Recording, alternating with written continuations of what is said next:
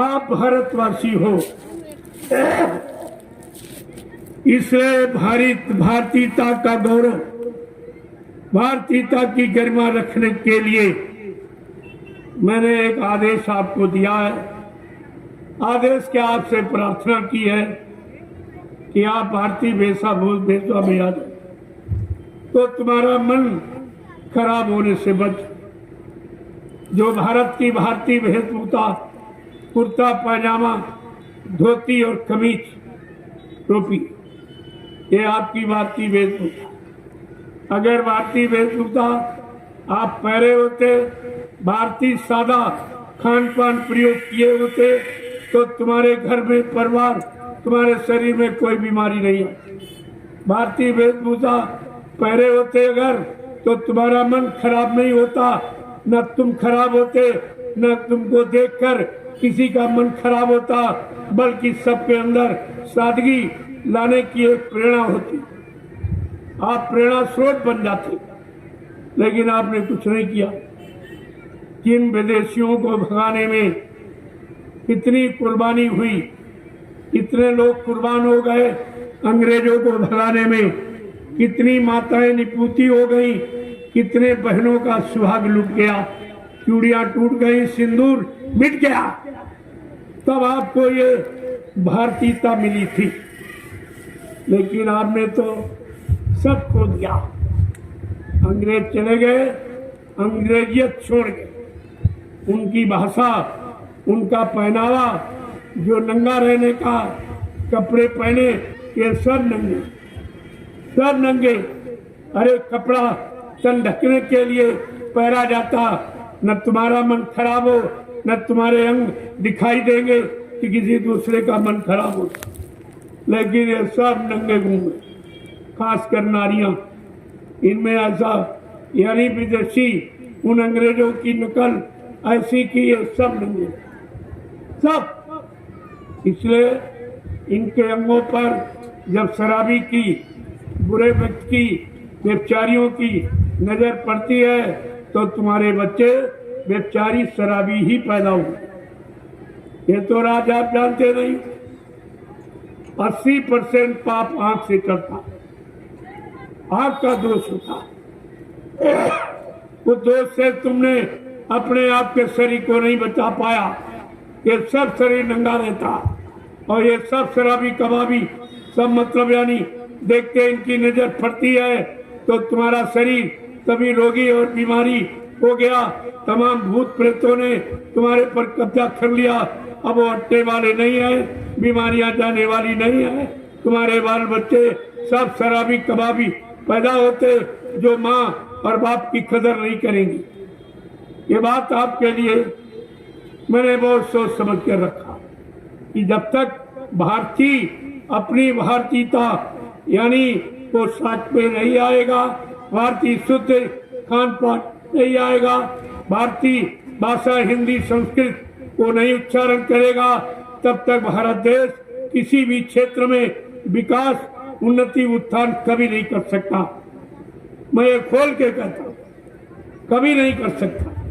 तुम कितना जोर लगा लो, जब तक ये समाप्त नहीं किया जाएगा, भारत में कोई अच्छा काम, कोई नवयुवकों को काम, नवयुवकों की बुद्धि का विकास और उनकी शुद्धता कभी नहीं। ये आपको विचार करके रखना। तो मैंने कहा, ऐ भारतीयों, तुमको अपनी भारतीयता का गर्व होना चाहिए कि हम भारतीय हैं और भारतीय वेशभूषा में रहेंगे, भारतीय शुद्ध खान पान करेंगे, भारतीय हिंदी संस्कृत भाषा का अपने जवान से उच्चारण करेंगे, तो हमारी जवान कभी गंदी नहीं होगी। ये सब काम आपको करना। मैंने ये प्रार्थना की है, आदेश नहीं, प्रार्थना कि आप लोग अब अपनी भारतीय वेशभूषा में आए। अंग्रेजों की नकल बहुत किया। ये पैंट पतलून, ये अंग्रेजों की पोशाक तुम्हारी नहीं, इसीलिए तुम्हारे शरीर में तरह तरह की बीमारियां। ये पैंट पतलून वो पहनते हैं जो ठंड प्रदेश, जहाँ ठंडी के बचाव के लिए वो 24 घंटे बंद। तुम्हारा तो गर्म देश, तुम्हारे यहाँ 4 महीने गर्मी, बरसात, जाड़ा, यानी कुदरत प्रकृति भी संयम में रहती है। तो जब तुम संयम में नहीं रहोगे तो प्रकृति का कोई लाभ तुमको नहीं मिलेगा।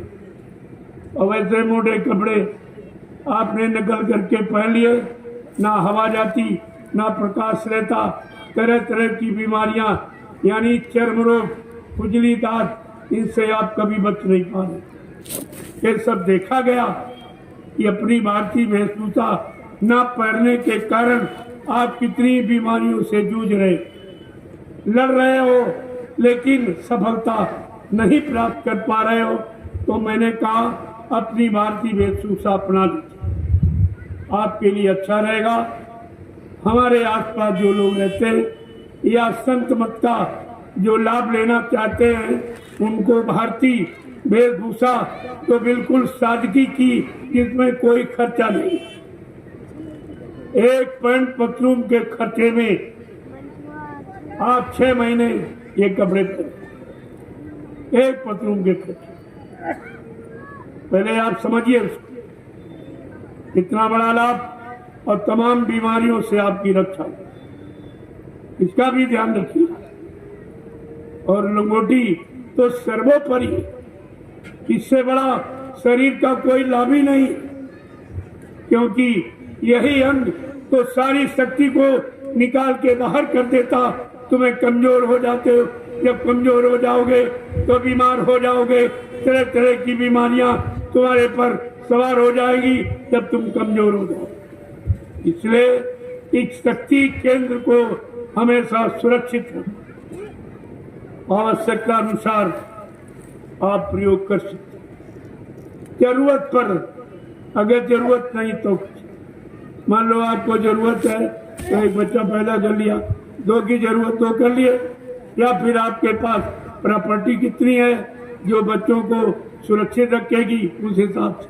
बाकी जब आपको फसल नहीं लेनी तो बीज का दुरुपयोग नहीं करना।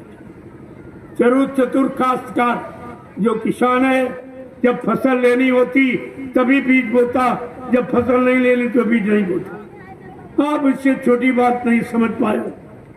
महात्माओं ने इशारे से इसलिए कहा कि यह समाज की मर्यादा, लेकिन जब तुमने उस मर्यादा को खो दिया और इशारा स्वयं बहन नहीं समझ पाए तो हमको खोल के कहना पड़ा कि आप इस शक्ति केंद्र को अब भी सुरक्षित कर लो। जो शक्ति बची उसको बचा के रखो, वो सुमरन ध्यान भजन में लगाओ, अच्छे काम में लगाओ। अभी आपके पास वक्त है, आप अपने आप को बचा सकते हो।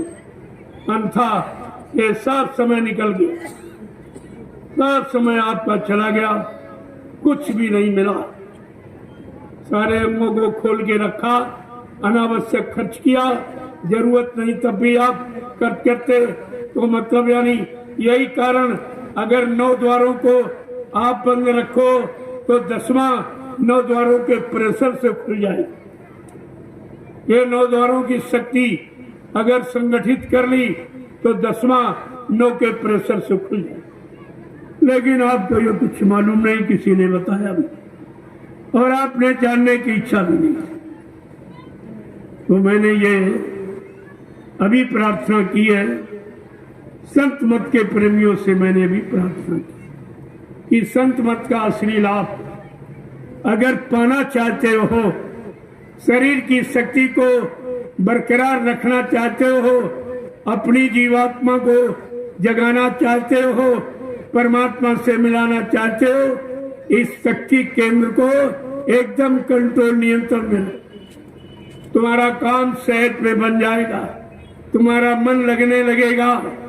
क्योंकि ये मन क्यों नहीं लगता? मन आप इसी कामों में तो दौड़ाते हो, भोगों में, यानी मतलब तरह तरह के भोगों में आपने दौड़ाया, और जब भोग किया तो रोग आ गए, और रोग बीमारी से आप परेशान हो। लेकिन रोग आने का कारण भोग। अगर भोगों से निवृत्ति पालो, आप हट जाओ थोड़ा सा, तो देखो अभी तुम्हारे शरीर में शक्ति इकट्ठा होने लगेगी, और उसी शक्ति से शरीर आपका पुष्ट हो जाएगा। क्योंकि ये शरीर ये साधन है, ये साधन है, आत्मा के रहने का मकान है। इसी से आप साधना करोगे। जब इसमें बल शक्ति ताकत नहीं रहेगी तो आप साधना क्या करोगे? इतनी देर बैठ पाओगे? मन को कैसे रोक पाओगे? मन की चंचलता को कैसे समाप्त कर पाओगे? ये बिंदु किसी ने पकड़ा नहीं है।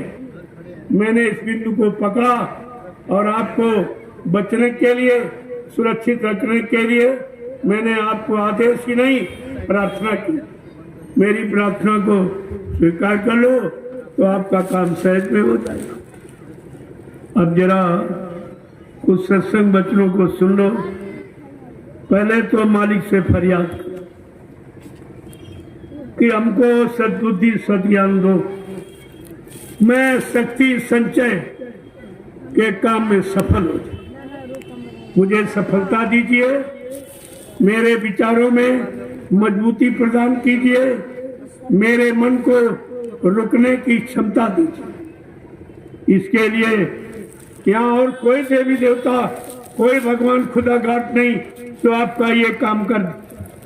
ये काम के लिए जो समय के समृद्ध दाता, दयालु, जिन्हें सद्गुरु कहा गया, जब आते हैं उनकी प्रार्थना करने से ही हमारा ये काम हो सकता। अन्यथा आपने बहुत प्रार्थना, बहुत पूजा पाठ, बहुत तीरथ व्रत मुहूर्त, ये सब में जाके देखा, सबके आगे सीधा प्रणाम करके प्रार्थना करके देखा, लेकिन तुम्हारा काम किसी ने कुछ नहीं किया। ये समय आपका व्यर्थ में चला गया।